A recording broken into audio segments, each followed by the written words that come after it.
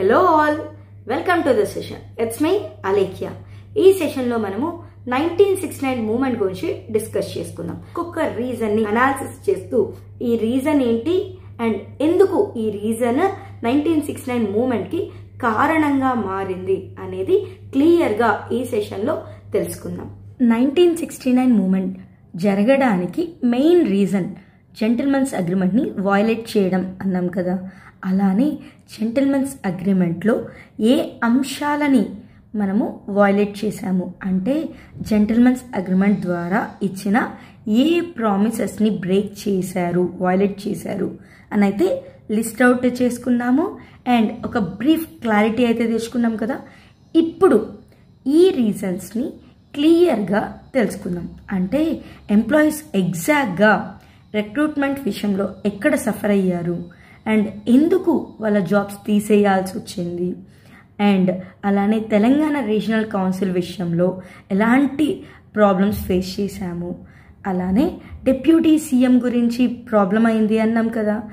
అసలు CM deputy సీఎంకి సంబంధించి ఎలాంటి ప్రామిసెస్ ఉన్నాయి అండ్ ఎక్కడ ఆ ప్రామిస్ని బ్రేక్ చేశారు, ఇలా ప్రతి రీజన్ని క్లియర్గా తెలుసుకుందాం. ఫస్ట్ వయలేషన్ ఏంటి అంటే సీఎం డిప్యూటీ సీఎంకి సంబంధించి.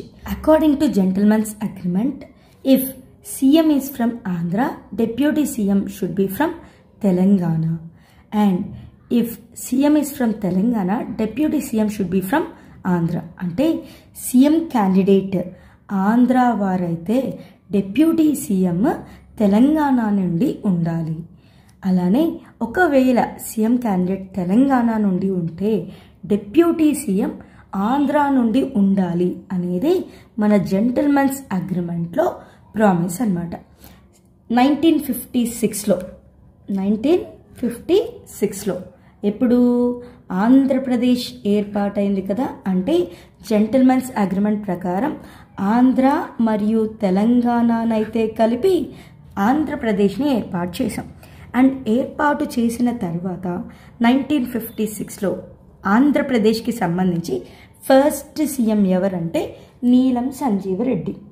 సో ఇక్కడ మన ఫస్ట్ వయలేషన్ జరిగింది. అదేంటి అంటే సీఎం ఆంధ్ర నుండి అయ్యారు కానీ డిప్యూటీ సీఎం పోస్ట్ మాత్రం తెలంగాణ వాళ్ళకి ఇవ్వలేదు అని చెప్పచ్చు. అండ్ ఈ టైంలో సీఎం ఎవరమా? నీలం Sanjeeva Reddy. He's from Andhra region. But promise ప్రకారం డిప్యూటీ సీఎం పోస్ట్ ఎవరికి ఇవ్వాలి? తెలంగాణ పర్సన్కి ఇవ్వాలి. కానీ నీలం సంజీవ రెడ్డి మాత్రం డిప్యూటీ సీఎం పోస్ట్ని 6th ఫింగర్గా కన్సిడర్ చేశారు. ఏమన్నారు? మన చేతికి ఉన్న 6th ఫింగర్తో డిప్యూటీ సీఎం పోస్ట్ని కంపేర్ చేశారు. అలానే సో 6th ఫింగర్ అంటే దాని అర్థం ఏంటి? సో చేతికి 6వ వేలు ఉన్నా పెద్దగా దానివల్ల అయితే లాభం లేదు కదా.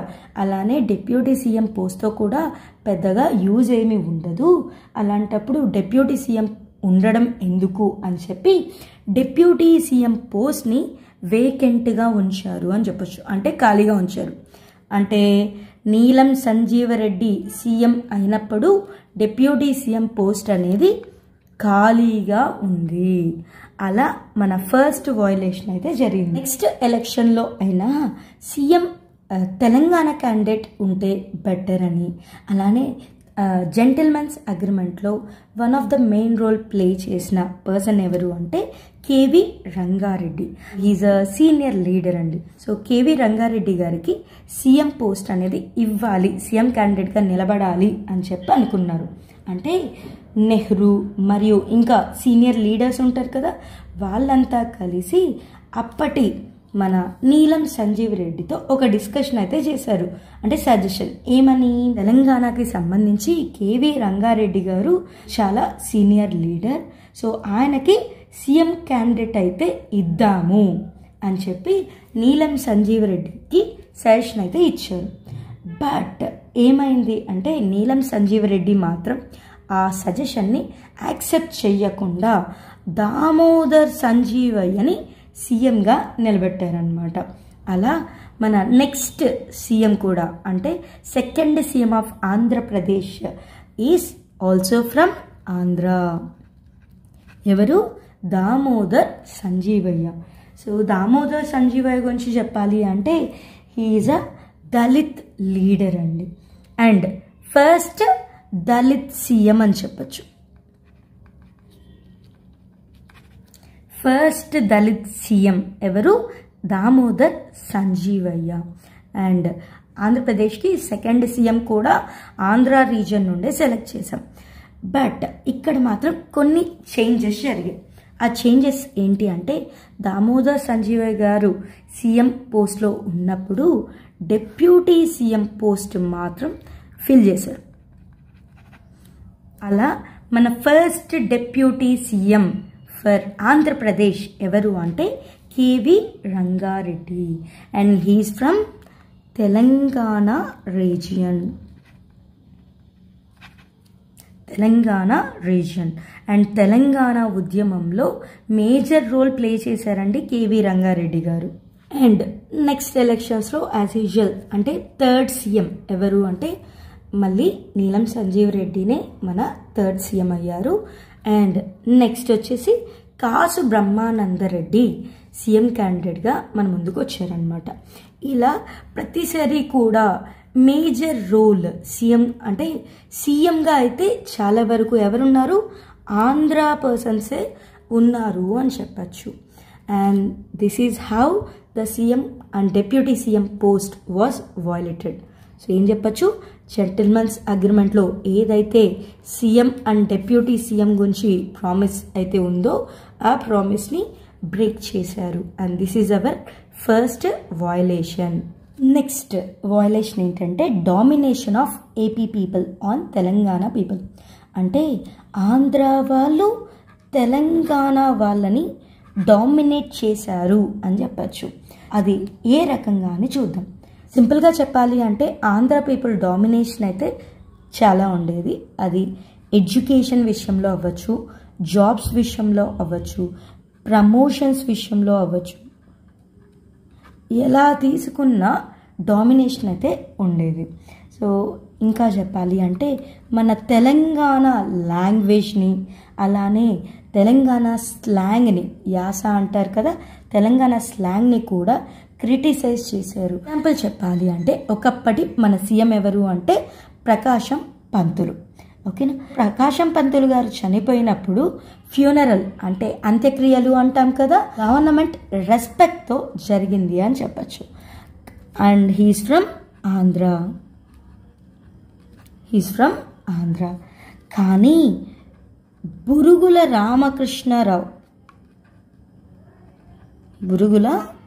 రామకృష్ణారావు గురించి అయితే తెలుసు కదండి. మన హైదరాబాద్ స్టేట్ ఏర్పాటైన తరువాత ఫస్ట్ సీఎం అన్నమాట. ఆపరేషన్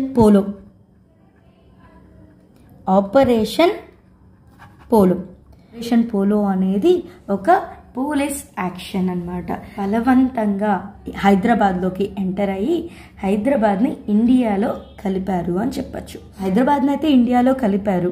ఓకే, కలిపిన తర్వాత ఇక్కడ మిలిటరీ వాళ్ళు ఎంటర్ అయింటారు కాబట్టి వాళ్ళ రూల్ ప్రకారం ఏంటి అంటే ఎవరైతే ఫస్ట్ అటాక్ చేసే ప్లేస్కి ఎంటర్ అవుతారో వాళ్ళని హెడ్గా డిసైడ్ చేస్తారండి.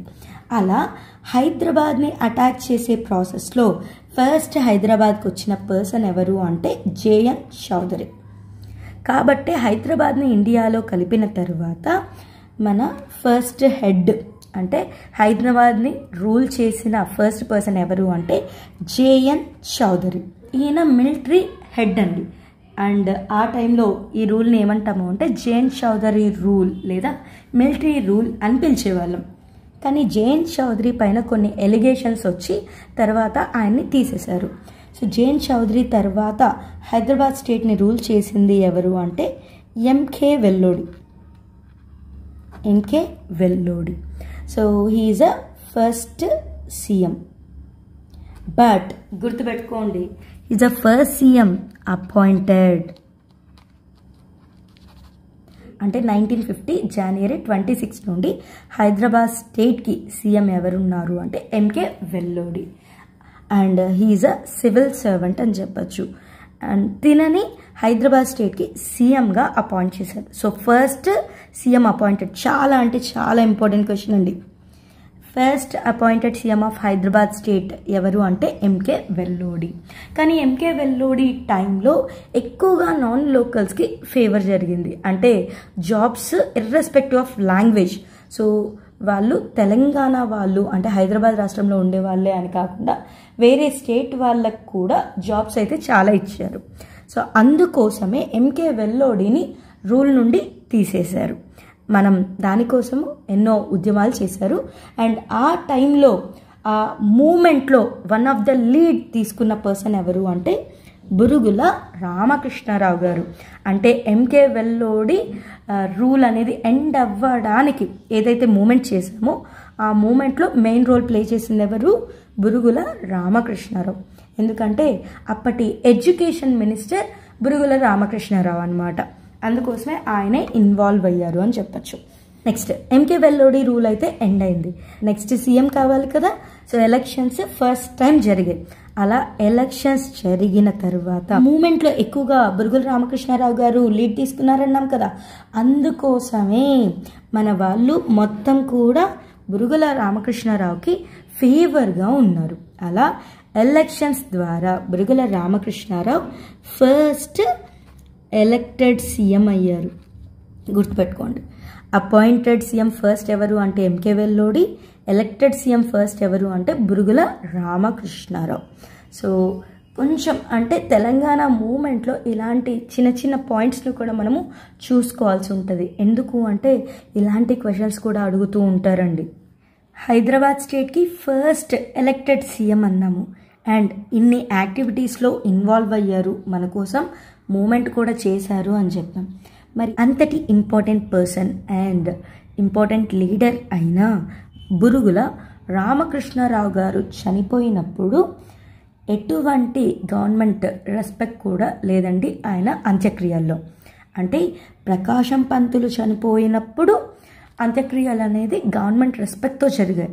కానీ బురుగుల రామకృష్ణారావు చనిపోయినప్పుడు అంత్యక్రియలు గవర్నమెంట్ రెస్పెక్ట్తో జరగలేదు. We can say that no any government honour for his funeral. ఇలా ఆంధ్ర వాళ్ళంటే ఒకలాగా, తెలంగాణ వాళ్ళంటే ఒకలాగా ట్రీట్ చేయడం కూడా జరిగింది. ఇలాంటి ఎగ్జాంపుల్స్ ఇంకా చాలా ఉన్నాయండి.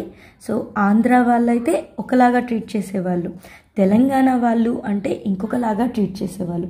సో ఇన్ సింపుల్ ఆ టైంలో డామినేషన్ ఉండేది, అలానే డిఫరెన్స్ కూడా ఉండేది between Andhra people and Telangana people. Hyderabad state Congress విషయంలో కూడా కొన్ని ప్రాబ్లమ్స్ అయితే ఫేస్ చేశాము. మనం చెప్పాలి అంటే హైదరాబాద్ స్టేట్ కాంగ్రెస్ అనేది 1962 వరకు కంటిన్యూ చేయాలి. కానీ హైదరాబాద్ స్టేట్ కాంగ్రెస్ని ఆంధ్ర కాంగ్రెస్లో, అంటే ఆంధ్ర తెలంగాణ మర్జ్ అయింది కదా, సో ఆంధ్రాకి సంబంధించిన కాంగ్రెస్లో కలిపేసి ఆంధ్ర కాంగ్రెస్ కమిటీగా ఏర్పాటైంది అని చెప్పచ్చు. ఇలా హైదరాబాద్ స్టేట్ కాంగ్రెస్ విషయంలో కూడా డిఫరెన్స్ అయితే స్టార్ట్ అయింది, అంటే వయలేషన్ జరిగిందని చెప్పచ్చు. And coming to Hyderabad state Congress, Nizam రూల్లో ఉన్నప్పుడు, అంటే హైదరాబాద్ అనేది నిజాములు రూల్ చేస్తూ ఉన్నప్పుడు హైదరాబాద్ స్టేట్ కాంగ్రెస్ చాలా ఇంపార్టెంట్ రోల్ అయితే ప్లే చేసింది అని చెప్పచ్చు. అండ్ అది కూడా one of the important topic అండి, దాని గురించి కూడా మనం చూసుకోవాల్సి ఉంటుంది. ఇప్పుడు మనము లాంగ్వేజ్ పరంగా ఎలాంటి ప్రాబ్లమ్ని ఫేస్ చేశాము, ఎందుకు లాంగ్వేజ్ కూడా 1969 మూమెంట్కి ఒక రీజన్గా మారింది అనేది చూద్దాం. మన అఫీషియల్ లాంగ్వేజ్ ఉర్దూ అండి. సో ఉర్దూని అఫీషియల్ లాంగ్వేజ్గా ఎప్పుడు అనౌన్స్ చేశారు అంటే 1884లో. అంటే 1884లో ఉర్దూని అఫీషియల్ లాంగ్వేజ్గా అనౌన్స్ చేశారు. తెలంగాణ స్టేట్ ఉంది కదా, తెలంగాణ స్టేట్ని ఒకప్పుడు హైదరాబాద్ స్టేట్ అని పిలిచేవాళ్ళం, లేదా నిజాం స్టేట్ అని కూడా అంటాం. ఎందుకు అంటే మనం ఆ టైంలో నిజాం రూల్లో ఉన్నాము కాబట్టి. అండ్ ఆ టైంలో నిజాం ఎవరు అంటే సిక్స్త్ నిజాం పేరేంటి అంటే మీర్ మెహబూబ్ అలీ ఖాన్. మీర్ మెహబూబ్ అలీ ఖాన్. అండ్ ఈ టైంలో దివాన్గా ఎవరున్నారు అంటే లాయక్ అలీ ఖాన్. సో తినని మనము సాలార్ జంగ్ 2 అని కూడా పిలవచ్చు. ఏమని? సాలార్ జంగ్ 2. లాయక్ అలీ ఖాన్కి మరొక టైటిల్ ఏంటి అంటే సాలార్ జంగ్ 2. సో ఎక్కువగా అయితే సాలార్ జంగ్ 2 అంటేనే మనకి ఐడియా ఉంటుంది, కానీ రియల్ నేమ్ అనేది పెద్దగా తెలీదు. మరి మీర్ మెహబూబ్ అలీ ఖాన్కి కూడా కొన్ని టైటిల్స్ ఉన్నాయండి. ఆ టైటిల్స్ ఏంటి? స్టార్ ఆఫ్ ఇండియా అని. సో స్టార్ ఆఫ్ ఇండియా అనే టైటిల్ని 6th నిజాంకే కాదు, అంటే మీర్ మెహబూబ్ అలీ ఖాన్కే కాదు, 5th నిజాంకి అండ్ 7th నిజాంకి కూడా ఉంది. నెక్స్ట్ ఇంకొక టైటిల్ ఉంది, ఏంటి అంటే లిటిల్ ఫెలో. ఏంటి? Little fellow. ఎందుకు మీర్ మెహబూబ్ అలీ ఖాన్ని లిటిల్ ఫెలో అంటున్నాము అంటే 1874లో మీర్ మెహబూబ్ అలీ ఖాన్ బ్రిటిష్ రెసిడెన్స్ని విజిట్ చేస్తారనమాట. సో ఆ టైంలో మీర్ మెహబూబ్ అలీ ఖాన్ ఇంకా చిన్న పిల్లవాడే అని చెప్పచ్చు. ఒక చిన్న పిల్లవాడైనప్పటికీ ఒక రాజు హోదాలో బ్రిటిష్ రెసిడెన్స్ని విజిట్ చేయడం వల్ల అప్పటి మన మీడియా ఏంటి? టైమ్స్ ఆఫ్ ఇండియా ఉంది కదా. So Times of India Mir Mahboob Ali ఖాన్ని లిటిల్ ఫెల్లోగా కన్సిడర్ చేశారు. అలా మీర్ మెహబూబ్ అలీ ఖాన్కి వచ్చిన టైటిల్ ఏంటి అంటే లిటిల్ ఫెలో అనేది కూడా. ఇదంతా కూడా మనము ముల్కీ మూమెంట్లో డిస్కస్ చేయొచ్చు. ఏది? ఉర్దూ లాంగ్వేజ్ని ఎలా అఫీషియల్ లాంగ్వేజ్గా మార్చారు ఏంటి అనేదంతా. ఉర్దూ లాంగ్వేజ్ని 1884లో అఫీషియల్ లాంగ్వేజ్గా కన్సిడర్ చేశారు. అండ్ ఆ టైంలో నిజాం ఎవరు అంటే 6th నిజాం, అండ్ దివాన్ ఎవరు అంటే లాయక్ అలీ ఖాన్. సో దివాన్ అంటే ఏం లేదమ్మా, సో ఇప్పుడు ఎలా అయితే ప్రెసిడెంట్, ప్రైమ్ మినిస్టర్ అలా ఉన్నారు కదా, సో ఒకప్పుడు నిజాం అండర్లో మనల్ని రూల్ చేసే పర్సన్ని దివాన్ అంటాం. ఓకేనా? ఒక ప్రైమ్ మినిస్టర్ హోదాలాగా. లాయక్ అలీ ఖాన్ తనెవరు అంటే సాలార్ జంగ్ 2 అని కూడా పిలవచ్చు. ఓకే. సో సాలార్ జంగ్ 2 ఏంటి అంటే నాన్ లోకల్స్కి ఎక్కువగా ఫేవరబుల్గా ఉండేవారు. సాలార్ జంగ్ 2 నాన్ లోకల్స్కి ఎక్కువగా ఫేవర్ చేసేవారు అనమాట. సో అలాంటి టైంలో ఇంకా చెప్పాలి అంటే ఇంగ్లీష్కి చాలా ప్రిఫరెన్స్ వచ్చింది. అలానే ఉర్దూనేమో అఫీషియల్ లాంగ్వేజ్గా కన్సిడర్ చేశారు. అండ్ మన లాంగ్వేజ్ ఆ టైంలో ఏది అంటే పర్షియన్ అనమాట. సో ఫైనల్గా ఏమైంది? ఉర్దూకేమో ప్రిఫరెన్స్ వచ్చింది, ఇంగ్లీష్కి ప్రిఫరెన్స్ వచ్చింది, కానీ మన లాంగ్వేజ్ ఏంటి? పర్షియన్ లాంగ్వేజ్ అన్నాం కదా. ఎప్పుడు నిజామ్స్ మనల్ని రూల్ చేసే టైంలో పర్షియన్ భాష ఉండేది, కానీ పర్షియన్ భాషకి వాల్యూ లేకుండా పోయింది. అలా మన లోకల్స్కి వాల్యూ లేకుండా పోయింది అని చెప్పచ్చు. దీనివల్ల ఏమైంది అంటే మనకు పెద్దగా ఉద్యోగాలు అనేది మంచి పొజిషన్లో ఉండేవాళ్ళు కాదు, మన మాటకి వాల్యూ ఉండేది కాదు. సో చాలా అంటే చాలా నాన్ లోకల్స్ డామినేట్ చేశారండి. అలా ఈవెన్ నిజామ్స్ రూల్ చేస్తున్నప్పుడు కూడా ఒక ముల్కీ మూమెంట్ జరిగింది. ఎందుకు అంటే లోకల్స్కి వాళ్ళ రైట్స్ అనేది కోల్పోతున్నారు, వాళ్ళ హక్కులు లేకుండా పోతున్నాయి, కనీసం వాళ్ళ ప్లేస్లోనే వాళ్ళకి ఉద్యోగాలు లేవు, వాళ్ళ భాషకి వాల్యూ లేకుండా పోయింది అని చెప్పి ఒక ఉద్యమమే జరిగింది. ఓకేనా? సో అదంతా కూడా మనం ముల్కీ మూమెంట్లో క్లియర్గా డిస్కస్ చేసుకుందాం. అండ్ ప్రజెంట్ కూడా అలాంటి సినారియోనే జరిగింది, కానీ ఇక్కడ ఓన్లీ డిఫరెన్స్ ఏంటి అంటే ప్రీవియస్గా పర్షియన్ భాష అన్నాం కదా అండ్ నాన్ లోకల్స్కి ఫేవర్ చేసాం. ఇక్కడ నాన్ లోకల్స్ అంటే 1969 మూమెంట్లో నాన్ లోకల్స్ ఎవరు అంటే ఆంధ్ర వాళ్ళు. సో ప్రీవియస్గా అయితే నాన్ లోకల్స్ అన్నప్పుడు మనకి ఎవరు? ముస్లిమ్స్ అవ్వచ్చు, లేదు అంటే నార్త్ ఇండియన్స్ అవ్వచ్చు. కానీ ప్రజెంట్ మాత్రం అంటే 1969 మూమెంట్కి మాత్రం నాన్ లోకల్స్ ఎవరు? ఆంధ్ర వాళ్ళు అనమాట. సో ఎలా అయితే ప్రీవియస్గా ఇంగ్లీష్ అండ్ ఉర్దూకి ప్రిఫరెన్స్ రావడం వల్ల ముల్కీ మూమెంట్ జరిగిందో, అలానే 1969 టైంలో కూడా ఆంధ్ర వాళ్ళ డామినేషన్ ఎక్కువగా అయిపోయింది. అండ్ సేమ్ ఇంగ్లీష్కి ప్రిఫరెన్స్ ఎక్కువైపోయింది అండ్ తెలుగు లాంగ్వేజ్కి కూడా ఎక్కువగా ప్రిఫరెన్స్ ఇవ్వడం స్టార్ట్ చేశారు. ఉర్దూ అండ్ తెలుగు లాంగ్వేజ్ అంటే ఇన్ సింపుల్ లాంగ్వేజ్ ఉర్దూ అయినప్పటికీ ప్రిఫరెన్స్ మాత్రం ఇంగ్లీష్ అండ్ తెలుగుకి ఉండేదన్నమాట. అలా తెలుగు వచ్చిన వారికి అంటే ఎవరికి? ఆంధ్ర వాళ్ళకి ఉద్యోగాలు ఎక్కువగా కల్పించారు అండ్ తెలంగాణ వాళ్ళకేమో జాబ్స్ అనేది లేకుండా పోయింది. ఇలా లాంగ్వేజ్ అనేది ఒక కీ రోల్గా ప్లే చేసింది 1969 మూమెంట్ టైంలో. ఓకేనా, ఎందుకు నేను ముల్కీ మూమెంట్కి లింక్ చేశాను అంటే, సో 1969 టైంలోనే కాదు, ప్రీవియస్గా నిజామ్స్ మనల్ని రూల్ చేసే టైంలో కూడా ఇలాంటి ఉద్యమాలు జరిగాయి, ఇలాంటి ప్రాబ్లం ఫేస్ చేశాము అని చెప్పడానికి. ఓకేనా, సో ఈ క్వశ్చన్స్ ఎక్కువగా అడుగుతుంటారు మీర్ మెహబూబ్ అలీ ఖాన్కున్న టైటిల్స్ గురించి కానీ. ఓకేనా, ఎప్పుడు మన అఫీషియల్ లాంగ్వేజ్గా ఉర్దూని కన్సిడర్ చేశారని ఇవన్నీ కూడా అడిగే స్కోప్ ఉంటుంది, కాబట్టి కొంచెం నీట్గా చూసుకోండి. నెక్స్ట్ ప్రాబ్లం వచ్చేసి స్టూడెంట్స్. నెక్స్ట్ ప్రాబ్లం ఏంటి? స్టూడెంట్స్ పరంగా ఎలాంటి ప్రాబ్లం ఉంది అంటే, actually according to gentlemen's agreement.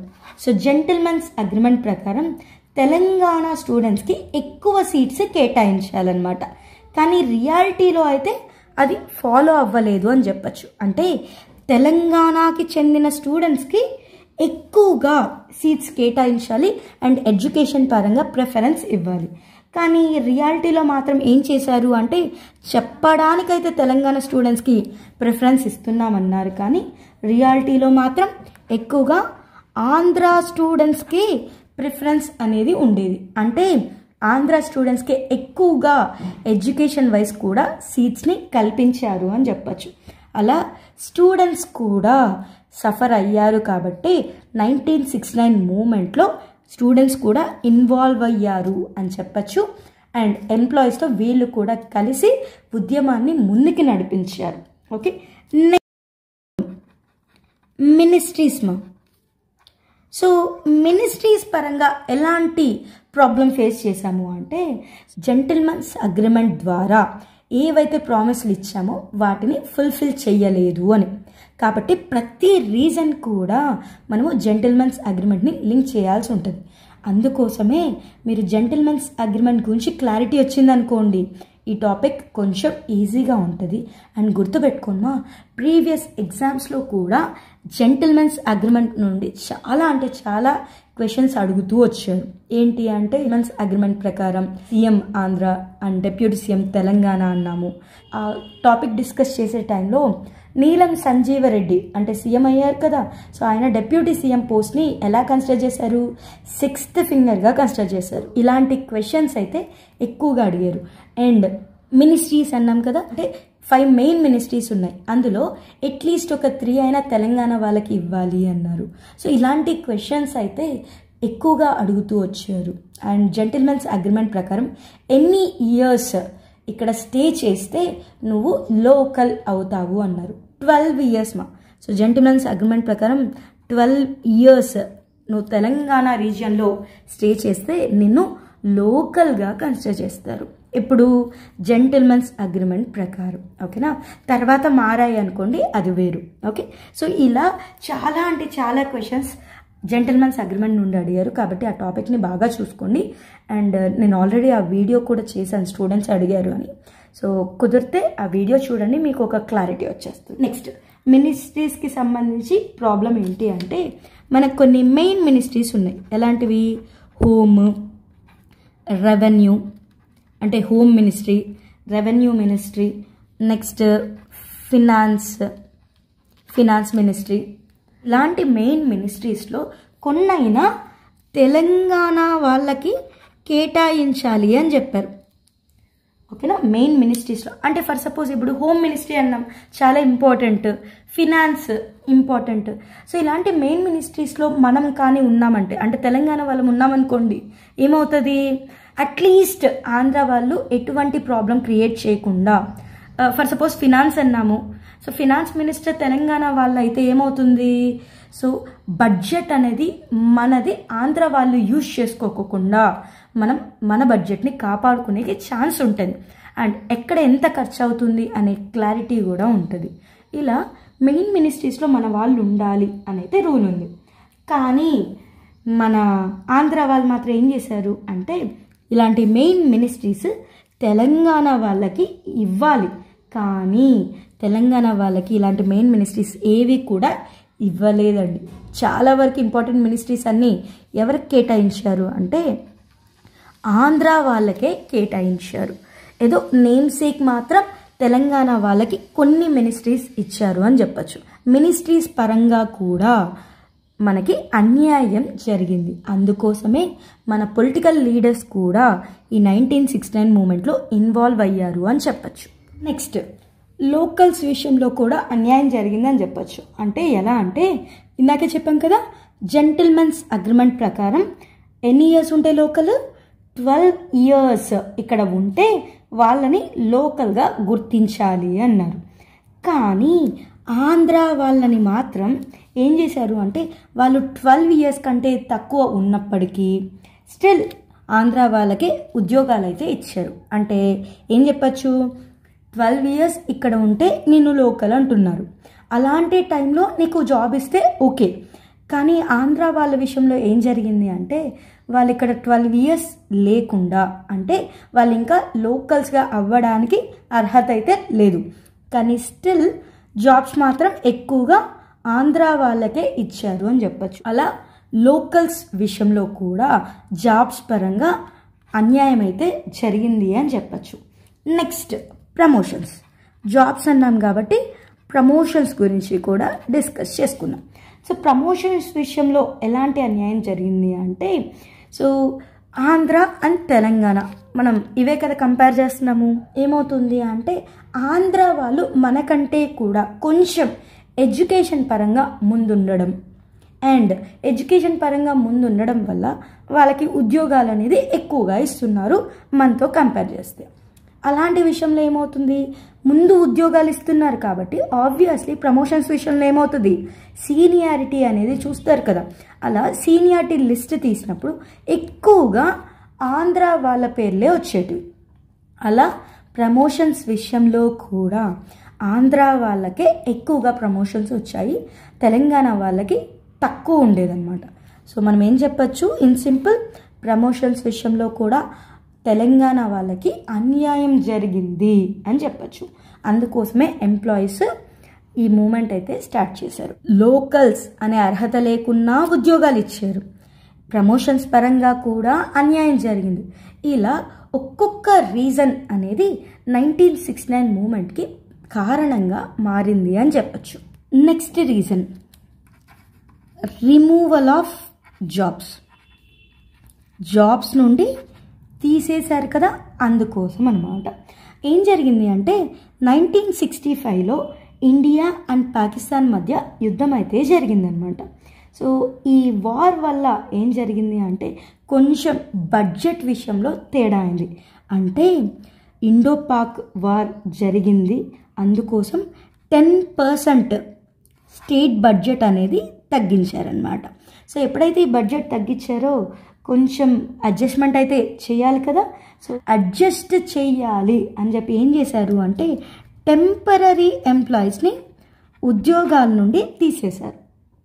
So temporary ఎంప్లాయీస్ని తీసేస్తే మనకేంటి ప్రాబ్లం అంటే ఇందాకే చెప్పాం కదా, కొంచెం ఎడ్యుకేషన్ విషయం వల్ల అండ్ ముందుగా ఉద్యోగాలు రావడం వల్ల సీనియారిటీ అని అండ్ హయ్యర్ పొజిషన్స్ అని చెప్పి ఎక్కువగా ఆంధ్ర వాళ్ళే ఉండేవాళ్ళు అనమాట.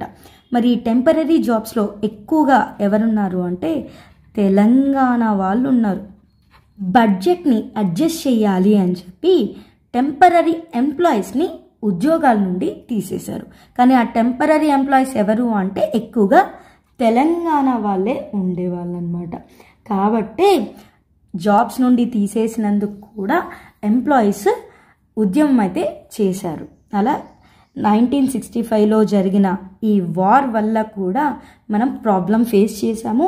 అండ్ ఈ రీజన్ కూడా వన్ ఆఫ్ ద రీజన్గా మారింది 1969 మూమెంట్కి. And next the main task. So ఇంతవరకు అయితే జాబ్స్ అన్నాం, ప్రమోషన్స్ అన్నాము, జాబ్స్ నుండి తీసేశారన్నాం. కానీ వీటన్నిటికంటే ద మేజర్ రీజన్ ఒకటి ఉందండి ఎంప్లాయీస్ ఉద్యమం చేయడానికి.